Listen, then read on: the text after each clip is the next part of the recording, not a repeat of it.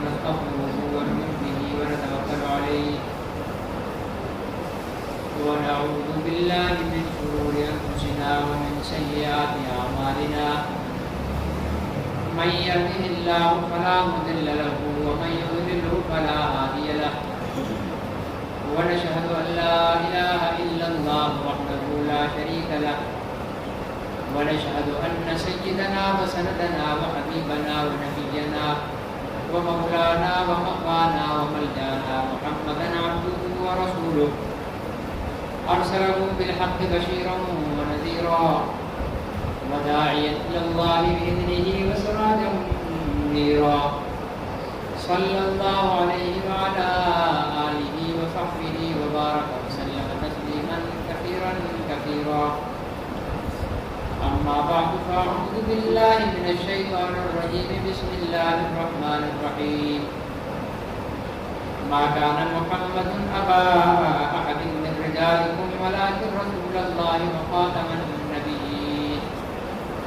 وكان الله بكل شيء عليما وقال النبي صلى الله عليه وسلم لا يؤمن أحدكم حتى أكون أحب إليه من والده وولده والناس أجمعين وفي رواية آخر من نفسه وماله وولده أو كما قال عليه الصلاة والسلام صدق الله وصدق رسوله النبي الكريم ونحن على ذلك لمن الشاهدين والشاكرين والحمد لله رب العالمين.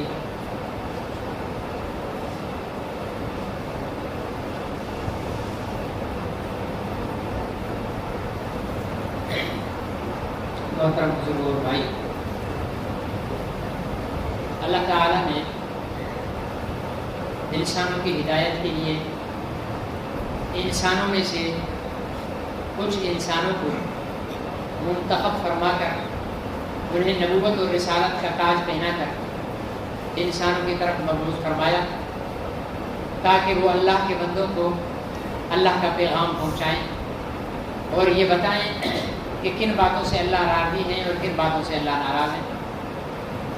یہ جو اللہ کے بندے ہمارے پاس انسانوں کے پاس آئے ان کو نبی اور رسول کہتے ہیں، اور اس دنیا میں کم و بیش 1,24,000 انبیاء علیہ السلام اس دنیا میں تشریف لائے۔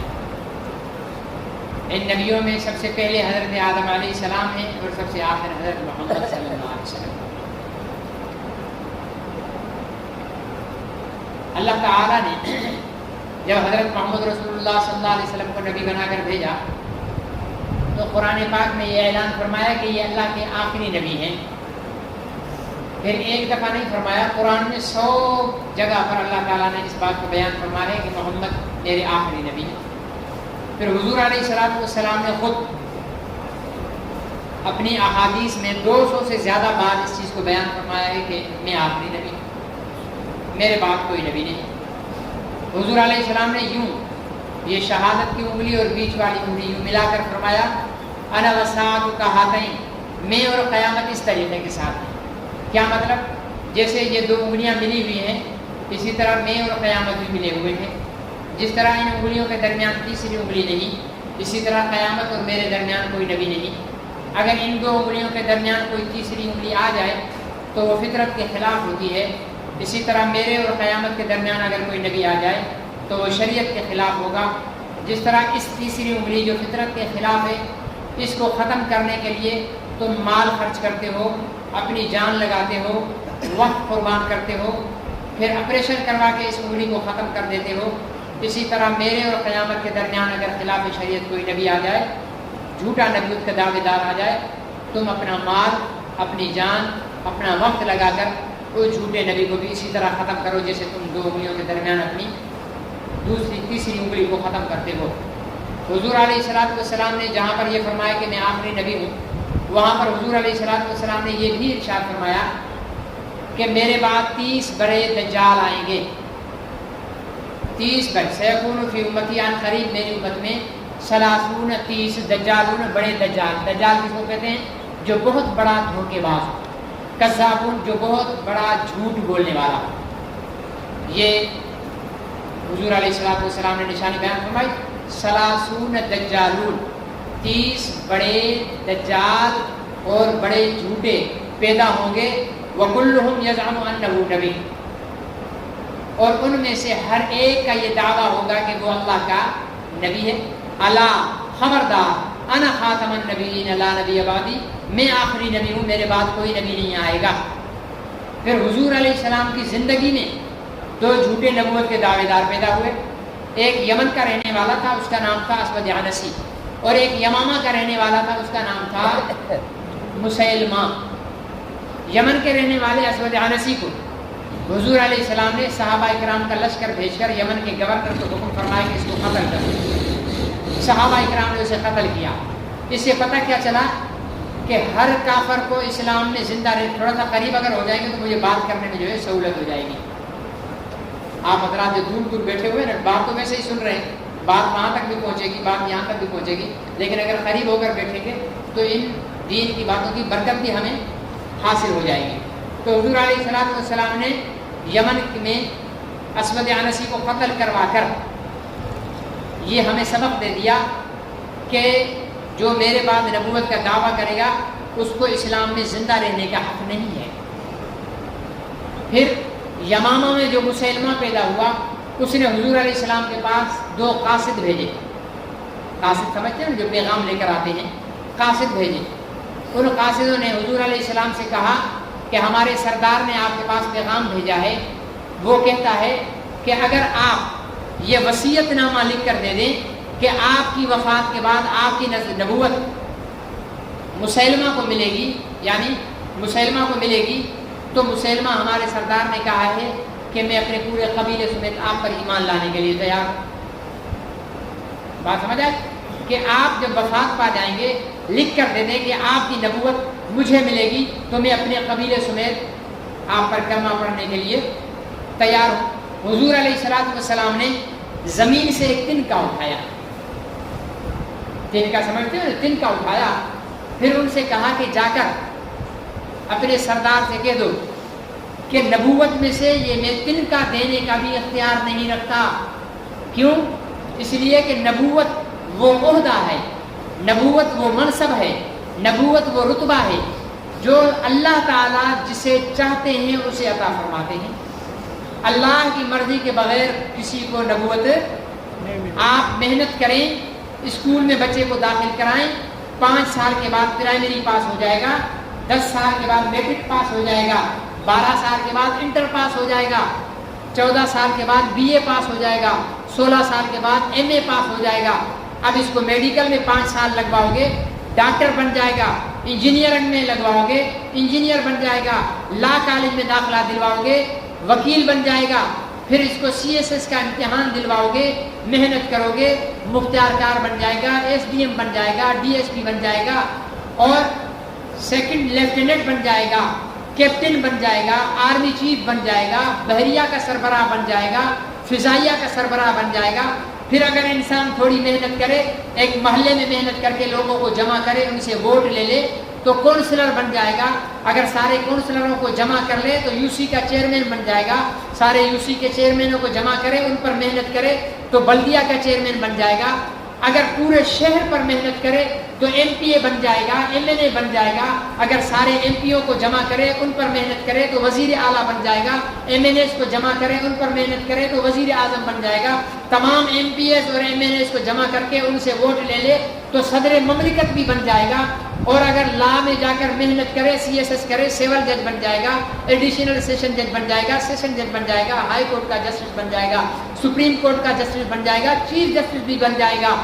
इसी तरह अगर दीन के ऊपर मेहनत करने लग जाएं, एक आदमी अपने बच्चे को मदरसे में बिठाए, 4 साल तक कुरान पढ़े, हाफिज कुरान बन जाएगा, 8 साल तक आलिम दीन का कोर्स करे, आलिम दीन बन जाएगा। फिक़ह पर मेहनत करे, मुफ्ती बन जाएगा। तफसीर पर मेहनत करे, मुफस्सिर बन जाएगा। हदीस पर मेहनत करे, मुहद्दिस और शेखुल हदीस बन जाएगा।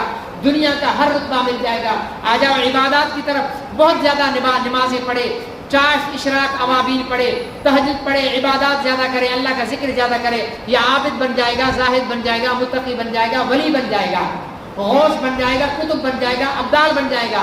ईमान की हालत में मोहम्मद अरबी सल्लल्लाहु अलैहि वसल्लम की ज़ियारत कर ले, صحابی بھی بن جائے گا. دنیا کا ہر رتبہ انسان محنت کے ساتھ حاصل کر سکتا ہے. واحد رتبہ نبوت کا ہے جو انسان محنت سے حاصل نہیں کر سکتا. جسے اللہ نبی بنائیں گے وہی نبی ہوگا. بات سمجھ میں آ رہی ہے؟ حضور علیہ الصلوۃ والسلام نے تنکا اٹھا کر کہا کہ میں یہ بھی نبی نبوت میں سے یہ بھی تجھے نہیں دے سکتا. مسلمان نماز پڑھتا تھا, روزے رکھتا تھا, وہ قرآن کا قائل تھا, وہ حج کو مانتا تھا, حضور علیہ السلام کو نبی بھی مانتا تھا. صرف دعویٰ یہ تھا کہ محمد رسول اللہ کے بعد میں نبی ہوں. تو اس کی نماز بھی بیکار, یعنی حضور کی ختم نبوت پر اس کا ایمان نہیں تھا. جب حضور کی ختم نبوت پر ایمان نہیں تو نماز بھی بیکار, روزہ بھی بیکار, حج بھی بیکار, زکوٰۃ بھی بیکار, ہر دین کا عمل بیکار ہے حضور علیہ السلام کی ختم نبوت کے بغیر. میرے عزیز دوستوں اور محترم بزرگوں, حضور علیہ السلام نے, میں نے ایک حدیث کی تلاوت کی حضور علیہ السلام کی.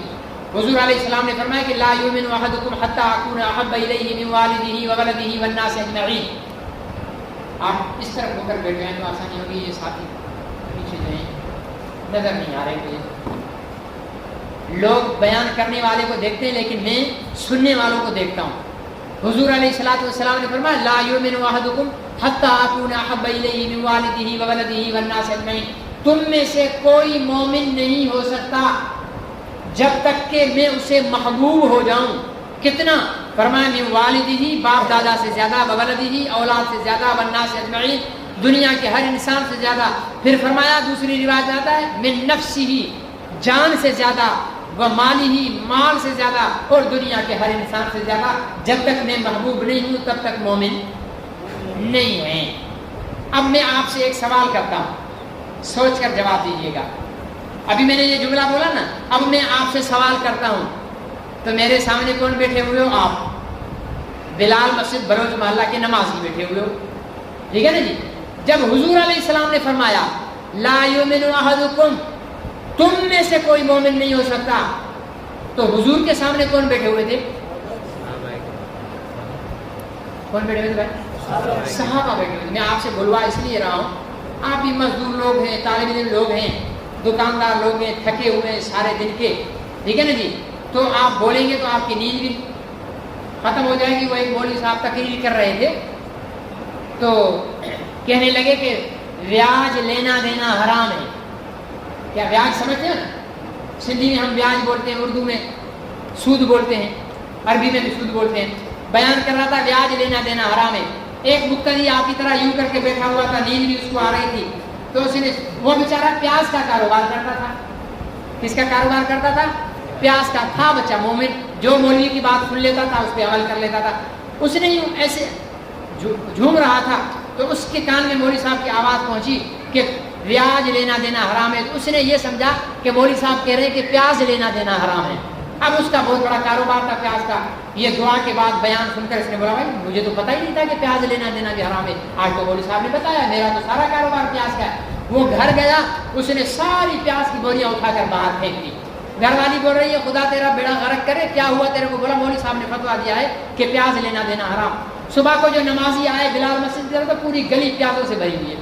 بھائی کیا ہوا؟ پیاز کی برسات ہوئی ہے, کیا ہوا ہے؟ تو اندر پردے سے خاتون بولی کہ بھائی یہ آپ کے بھائی کو کیا ہوا ہے؟ رات مولوی کا بیان سن کے آیا ہے کسی کا, مولوی بھی کوئی کم بخت تھا, اس کا سارا کاروبار کا بیڑا غرق کر دیا ہے. بھائی کیا ہوا؟ تو اس نے کہا رات مولوی صاحب نے فتویٰ دیا ہے کہ پیاز لینا دینا حرام ہے. انہوں نے بولا بھائی ہم بھی تو بیٹھے ہوئے تھے, ہم نے تو نہیں سنا کہ پیاز لینا دینا حرام ہے. آپ بڑے پریشان ہوئے. بولا میں نے سنا ہے, اپنے کانوں سے سنا ہے. آخر کا بھائی چلو مولوی صاحب کے پاس چلتے ہیں. ڈھونڈ کر نکالا, مولوی صاحب کے گھر پہنچے. مولوی صاحب سے کہا یار مولوی صاحب آپ نے تو اس بیچارے کا کاروبار تباہ کر دیا. بھائی کیا ہوا؟ رات آپ فتویٰ دے کر گئے ہو کہ پیاز لینا دینا حرام ہے. اس نے بولا نہیں بھائی میں نے تو ایسا کچھ بھی نہیں کہا. آخر مولوی صاحب کا اس نے پورے بیان پر نظر دوڑائی تو اسے پیاز کے ہم وزن بیاج نظر آیا. اس نے بولا بھائی میں نے فتویٰ دیا تھا کہ بیاج لینا دینا حرام ہے. اب اس نے اگر نیند میں بیاج کو پیاز سمجھ لیا ہے تو اب کی بات ہے. تو آپ جاگتے رہیں گے تو بات کو صحیح سمجھیں گے, ورنہ یہاں کچھ سمجھیں گے, باہر جا کر کچھ بتائیں گے. لوگ میرے پاس آئیں گے کہ مولوی صاحب کیا الٹا مسئلہ بتا کر گئے. حضور علیہ السلام کے سامنے کون تھے؟ صحابہ اکرام تھے. اب آپ مجھے ایک اور سوال کا جواب دیتے جائیں, صحابہ نمازی تھے یا بے نمازی؟ سب بولتے جائیں. نمازی تھے, بے نمازی؟ صحابہ روزے دار تھے یا روزہ چور تھے؟ صحابہ زکوٰۃ دینے والے تھے, زکوٰۃ لینے والے تھے؟ صحابہ اکرام حاجی تھے یا حج سے بھاگنے والے تھے؟ حاجی صحابہ اکرام مجاہد تھے یا مجاور تھے؟ صحابہ قرآن پڑھنے والے تھے یا ناول ڈائجسٹ پڑھنے والے تھے؟ میرے آقا کو پتا تھا کہ میرا ابو بکر سامنے بیٹھا ہے، میرا عمر سامنے بیٹھا ہے، میرا عثمان سامنے بیٹھا ہے، میرا علی سامنے بیٹھا ہے، میرا معاویہ سامنے بیٹھا ہے، عبد الرحمن بن عوف سامنے بیٹھا ہے، ابو ہریرہ سامنے بیٹھا ہے، ٹھیک ہے نا جی، ابو ذر غفاری سامنے بیٹھا ہے، یہ نمازی بھی ہیں، روزے دار بھی ہیں، حاجی بھی ہیں، قرآن کے قاری بھی ہیں، مجاہد بھی ہیں، غازی بھی ہیں، ساری نیکیاں ان کے پاس ہیں۔ تب بھی حضور نے فرمایا لا یؤمن احدکم حتی اکون احب الیہ، سن لو، نماز کے باوجود، روزے کے باوجود، حج کے باوجود، زکوٰۃ کے باوجود، جہاد کے باوجود، ہر عمل کے باوجود، جب تک میں محبوب نہیں ہوں تمہارا ایمان نہیں ہے۔ عمل کی بنیاد ایمان ہوتا ہے۔ ہندو اگر نماز پڑھنے لگ جائے اسے آپ نمازی کہو گے؟ ہاں، لیکن مسلمان بوچی اگر نماز پڑھے تو اس کو کہو گے بھائی نمازی ہے۔ ہندو اگر چھپ چھپا کر حج کر کے آ جائے اس کو حاجی صاحب کو یا حاجی کرشن صاحب کہو گے اس کو؟ نہیں۔ لیکن کوئی موچی، کوئی مزدور، ٹھیک ہے نا جی، وہ اگر حج کر کے آ جائے تو اسے کہو گے حاجی بلال صاحب، حاجی احمد صاحب، حاجی طاہر صاحب، ٹھیک ہے نا جی۔ کیوں کہ نماز کے لیے ایمان شرط ہے، روزے کے لیے ایمان شرط ہے، حج کے لیے ایمان شرط ہے، جہاد کے لیے ایمان شرط ہے، تبلیغ کے لیے ایمان شرط ہے، قرآن کے لیے ایمان شرط ہے۔ جب ایمان ہوگا تو عمل قبول ہوگا، لیکن ایمان کے لیے بھی ایک شرط ہے، ایمان کے لیے بھی ایک شرط ہے۔ اگر وہ شرط نہیں ہے تو کلمے پڑھتے رہو، کافر کے کافر رہو گے۔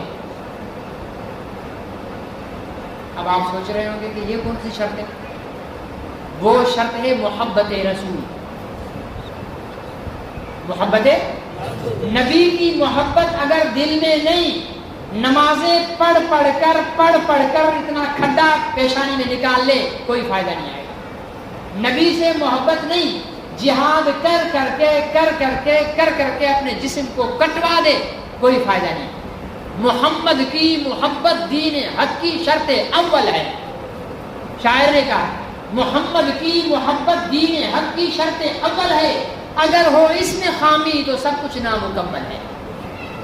یہ پہلی شرط ہے، اس کے بغیر نماز نہیں۔ یہ میں دعویٰ کیا، دلیل دیتا ہوں۔ مدینہ منورہ میں ایک شخص رہتا تھا، اس کے چہرے پہ داڑھی تھی، اس کے چہرے پہ، اس کے سر پہ عمامہ تھا، حضور کے پیچھے نماز پڑھتا تھا، روزے رکھتا تھا، جہاد میں حضور صلی اللہ علیہ وسلم کے ساتھ جاتا تھا۔ جب حضور صلی اللہ علیہ وسلم منبر پر بیٹھتے تھے تو یہ برابر میں کھڑا ہو کر لوگوں سے کہتا تھا لوگوں سنو، یہ اللہ کا نبی ہے، ان کی بات کو سنو۔ وہ مر گیا، حضور نے اپنا کرتا اسے کفن میں دیا۔ نبی کا کرتا جسے کفن میں ملے اور کیا چاہیے؟ کرتا کفن میں دیا، پھر اس کا جنازہ پڑھا، جنازہ پڑھنے کے بعد اپنے ہاتھوں سے اس کو قبر میں اتارا۔ ہمیں اتارے گی ہماری اولاد، ہمارے یار دوست، ٹھیک ہے نا۔ وہ دیکھو اس کو پیغمبر خاتم النبیین خود اتار رہے ہیں، قبر میں اتارا، دفن کیا، دعا کرنے لگے یا اللہ اس کو معاف کر۔ اللہ نے قرآن میں وحی نازل فرمائی، میرے محبوب اس کے لیے معافی نہ مانگنا، یہ تو ایک دفعہ معافی مانگی ہے اس کے لیے، اگر 70 مرتبہ بھی اس کے لیے معافی مانگو گے میں اس کو معاف نہیں کروں گا۔ کتنی دفعہ؟ 70 دفعہ میں نہیں کروں گا معاف اس کو۔ کیا قصور تھا؟ نبی کا کرتا ملا ہے، نبی نے جنازہ پڑھایا ہے، نبی نے اپنے ہاتھوں سے اسے قبر میں اتارا ہے، اللہ کہتے ہیں میں معاف نہیں کروں گا۔ پتہ ہے کیوں؟ اس لیے کہ اس کے دل میں نبی کی محبت نہیں تھی، وہ نبی کے ساتھ بغض رکھتا تھا۔ یہ محبت اتنی بڑی چیز ہے، نبی کی نسبت اپنے ساتھ جوڑ لو، یہ دنیا کے تعلقات کام نہیں آئیں گے۔ یہ سندھی ہے، یہ بلوچ ہے، یہ پٹھان ہے، یہ مہاجر ہے، یہ سرائکی ہے، یہ پنجابی ہے، ٹھیک ہے نا جی، یہ نسبتیں نہیں کام آئیں گی۔ قبر میں فرشتے کہیں گے یہ مومن ہے یا نہیں ہے۔ 3 سوال ہوں گے قبر میں، من ربک، تیرا رب کون ہے، ما دینک، تیرا دین کیا ہے۔ اور حضور نے فرمایا کہ اس قبر والے اور میری قبر کے درمیان کے سارے پردے ہٹا کر مجھے اس کو دکھایا جائے گا، پوچھا جائے گا کہ ان کے بارے میں تیرا کیا خیال ہے۔ آخر کہاں سوال پھر بھی نبی کی ذات کا ہوگا. نبی کی نسبت بڑی چیز ہے. اپنا تعلق نبی کے ساتھ جوڑو, یہ سیاسی لیڈروں کے ساتھ نہ جوڑو, یہ فرقہ پرستی میں اپنے آپ کو برباد نہ کرو, یہ برادریوں میں تقسیم ہو کر اپنے آپ کو برادریوں کے لیے قربان نہ کرو. برادریوں کے لیے, سیاستدانوں کے لیے لڑتے لڑتے لڑتے ہم مر جاتے ہیں, سیاستدان بھول جاتے ہیں کہ ہم کون تھے. اس کے لیے لڑو, اس کے لیے مرو, اس کے لیے وقت لگاؤ جس نے نبوت کے 23 سال کا ایک ایک پل تمہارے لیے دعاؤں میں یاد کیا اللہ کے سامنے. یا اللہ میری امت کو بچا, میری امت کو بچا, میری امت کو جنت میں ڈال, میری امت کو جہنم سے بچا. اس کی نسبت کو اپناؤ. فضائل صدقات کے اندر ایک واقعہ لکھا ہوا ہے. کہتے ہیں کہ پرانے دور میں لوگ حج پر پیدل جاتے تھے. اللہ تعالی ہم سب کو بھی نصیب فرمائے. ایسی مری ہوئی آمین پر مرا ہوا حج ہی ملے گا, ٹھیک ہے نا جی. جیسی آمین ہے ویسا ہی. اللہ ہمارا محتاج چھوڑی ہے, ہم دل سے آمین کہیں گے تو اللہ بھی دیکھے گا. باقی کہیں وہ تبلیغی جماعت والے بیان کر رہے تھے نا, تو بیان کرتے کرتے آخر میں تقاضا لکھ رہے ہیں, بھائی تقاضا لکھو. ایک میرے جیسا بالکل ڈھیٹ جو کبھی جماعت میں گیا ہی نہیں تھا, وہ بیٹھا ہوا تھا. تبلیغ والے بھی بڑے سیاستدان ہوتے ہیں, انہوں نے کہا اس کو تو نکالنا ہے جماعت میں. آخر 2 بندے اس کے پیچھے بٹھا دیے, ایک کمر دبا رہا ہے, ایک گردن دبا رہا ہے, اٹھو بھائی جان, اٹھو بھائی جان, اٹھو بھائی جان. بھائی تقاضا, 6 روزے کا تقاضا چل رہا ہے, فلانا تقاضا. سال کے تقاضے پر پہنچے, وہ اٹھ نہیں رہا. آخر کر کے اس کو یہ مالش کرتے ہیں نا بیٹھے ہوئے تبلیغی بھائی, جو نہیں اٹھ رہا تھا اس کی مالش کرتے, ایسی پیاری مالش کرتے. آخر اس نے کہا یہ ملا لوگ چھوڑیں گے نہیں, غصے میں کھڑا ہو, لکھو میرا 1 سال. لکھ دیا. جب لکھواتے ہیں تو تبلیغی بھائی کیا کہتے ہیں, بھائی دعا کریں اللہ تعالیٰ قبول فرمائے اور آسان فرمائے. اب جب نام لکھوایا اس نے کہا اللہ تعالیٰ قبول فرمائے, آسان فرمائے, تو سب نے بولا آمین. اس نے بولا نا آمین, نا آمین. خدا بیڑا غرق کرے تیرا, بڑی مشکل سے تو نے نام لکھوایا ہے اور تیرے لیے دعا کی ہے, بولا نا آمین, نا آمین. بولا بابا ان ملاؤں کے ساتھ جاؤں گا, بیوی کو چھوڑنا پڑے گا, بچوں کو چھوڑنا پڑے گا, کاروبار کو چھوڑنا پڑے گا, آمین بول کر مرنا ہے. تو لگتا ہے کہ آپ کی بھی وہی والی آمین ہے حج کے لیے. اللہ ہم سب کو حرمین کی زیارت نصیب فرمائے. تو حضور علیہ الصلوۃ والسلام کہ امتی پہلے پیدل حج کرتے تھے. تو ایک شخص نے اپنا واقعہ لکھا کہ ہم نے ایک جگہ پڑاؤ ڈالا تو ہم نے دیکھا کہ ایک گدھا مرا ہوا ہے. ایک عورت اس گدھے کی کھال اتار کر اس کا گوشت کاٹ کر اپنی 2 پٹے کے کنارے میں ایسے جمع کر کے باندھ رہی ہے. باندھ کے یوں کندھے پر رکھا اور جنگل کی طرف چلی گئی. اس نے بولا مجھے جستجو ہوئی کہیں یہ عورت حرام گوشت پکا کر حاجیوں کو تو نہیں کھلائے گی. اس کے پیچھے گیا تو اندر جنگل میں ایک جھونپڑی گھر بنا ہوا ہے, پرانا گھر, دیواریں ٹوٹی ہوئی ہیں, دروازے پر پردہ لٹک رہا ہے, وہ بھی پھٹا ہوا ہے. اس نے اندر جھانکا تو اندر 4-5 نوجوان بچیاں, ہڈیوں کا ڈھانچہ بنی ہوئی, کپڑے پھٹے ہوئے, ان کو اس نے گوشت دیا, لے لو. اس حالت میں اللہ تعالیٰ نے جان بچانے کے لیے سور کا گوشت کھانے کی بھی اجازت دی ہے, یہ تو پھر گدھے کا گوشت ہے. یہ لرز گیا. اس نے بولا یا اللہ یہ کون ہے خاتون. اس نے اس گڑیا کو آواز لگائی, باہر آئی, اس سے پوچھا. پہلے تو وہ نہیں بتا رہی تھی, پھر جب اس کو زور دیا تو اس نے بتایا کہ ہم سید ہیں. ہم کیا ہیں؟ سید کس کو کہتے ہیں بھائی؟ حضور صلی اللہ علیہ وسلم کی آل. ویسے ہمارے یہاں تو سندھ میں سید ہونا بہت بڑا کاروبار ہے. آپ سید کا دعویٰ کر لو, پھر دیکھو ہماری سندھی قوم نذرانے دے رہی ہوگی اور بڑے ہدیے دے رہی ہوگی, سالانہ مٹھیاں گرم کر رہے ہوں گے, سب کر رہے ہیں. ہر جگہ جھوٹے. ہمارے یہاں سندھ میں ماشاءاللہ سید بہت ہیں, اتنے عرب میں بھی نہیں ہیں جتنے سندھ میں سید ہیں. اس کا سبب یہ ہے کہ ہمارے حالج شریف گاؤں کا ایک میگھواڑ گدھے گاڑی پر چیزیں بیچتا تھا, تو وہاں ہمارا ایک بہنوئی تھا, اس کے مرید رہتے تھے مٹھی میں. تو یہ کئی سالوں کے بعد وہاں گیا تو دیکھا کہ 4 پائی لگی ہوئی ہے, سارے بیچارے کھری ہاتھ ایسے کر کے بیٹھے ہوئے ہیں. اس نے جو دیکھا ارے یہ تو وہی میگھواڑ ہے کمینہ. اس نے دیکھا تو اس نے دوڑ لگا دی, ابے ادھر رک تو کمینے تو. بولا بھائی یہ سیدوں کے لیے میرے ذہن میں آ رہا تھا, ساری زندگی گدھے پر سامان بیچتے بیچتے تو گزارا نہیں ہوگا, میرے ذہن میں آیا سید بن جاتا ہوں تو لوگ میری عزت کریں گے. میں یہاں آ گیا, سید بادشاہ نام رکھ دیا, اور لوگ نذرانے بھی دے رہے ہیں, میرے تو ٹھٹ ہو گئے. پکڑا، پھر اس کو جوتے لگوائے. تو ایسے بھی سید ہمارے یہاں سندھ میں ہیں، کیونکہ سندھیوں کو اپنے نبی سے محبت ہے، اپنے نبی سے، تو اس سے جڑے ہوئے ہر شخص سے محبت کرتے ہیں. تو اس نے کہا کہ ہم سید ہیں، میرا شوہر بہت بڑا تاجر تھا، وہ فوت ہو گیا، وہ اپنا پیسہ مال حاجیوں پہ خرچ کرتا تھا، ہم نے بھی اس کا پیسہ حاجیوں پر خرچ کرنا شروع کیا، ہمارا پیسہ ختم ہو گیا، کھانے پینے کا خرچ بھی ختم ہو گیا، یہاں تک کہ فاقے آ گئے. اب اس حالت میں ہیں، ایک حاجی کا گدھا مر گیا تھا، ہم نے وہ ذبح کر کے پکانے کے لیے گیا. تو وہ رو پڑا، یار میرے نبی کے خاندان کی بچیاں اور بوڑھی خاتون اتنی پریشانی میں.